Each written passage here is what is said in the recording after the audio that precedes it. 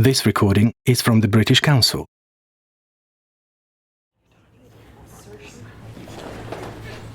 Earlier on in today's lecture, I mentioned the importance of hand gestures and said that I'd touch on some of these. Pardon the pun. Hand gestures are, of course, often culturally bound and can vary from group to group. But there are a few of them which, if not universal, are very common indeed around the world. I'd like to focus on the history of 4 gestures in particular: the salute, the thumbs up, the high five, and the handshake. The salute, a gesture most associated with the military, may have originated in the 18th century. The Grenadier Guards, one of the oldest regiments of the British Army, used helmets in the form of cones. These were held in place by chin straps. It was difficult to raise your helmet when greeting someone, so the soldiers simply touched their head with one short movement of the hand before quickly putting it back down again at their side. The thumbs-up gesture apparently goes back a lot further. It's widely believed that this gesture goes back to Roman times, when gladiators fought in front of the emperor and eager crowds in the Colosseum. The fallen gladiator's fate was decided by the audience. If they felt he had fought well, they showed their approval with a thumbs-up gesture. The emperor would then confirm this and thereby would spare the gladiator's life. If the crowd gave a thumbs down, on the other hand, that meant execution.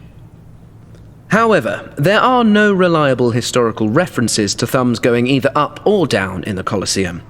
It may be that if the crowd wanted to spare the gladiator's life, then they would actually cover up their thumb and keep it hidden.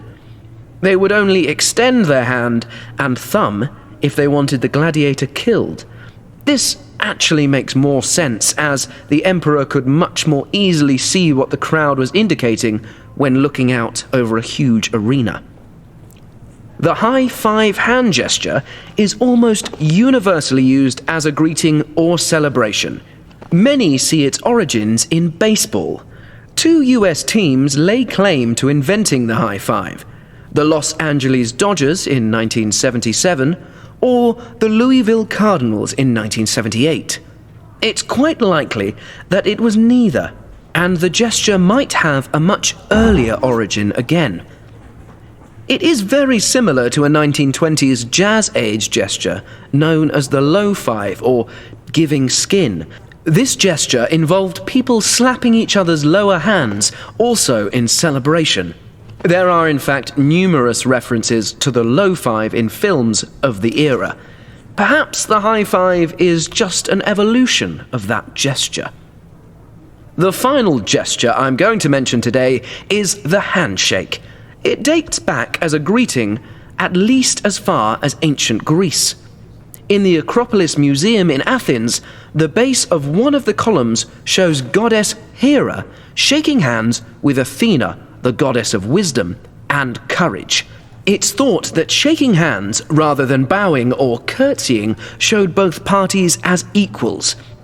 In 17th century marriage portraits in Europe, we find many examples of handshakes between husband and wife. Now, of course, the handshake has a multitude of uses: meeting, greeting, parting, offering congratulations, expressing gratitude, or completing an agreement. In sports or other competitive activities, it is also done as a sign of good sportsmanship.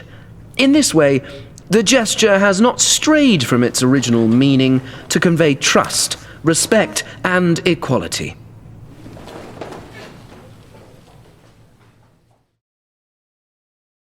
This recording is from the British Council. To find more activities to practice your English, visit www.britishcouncil.org/learn English.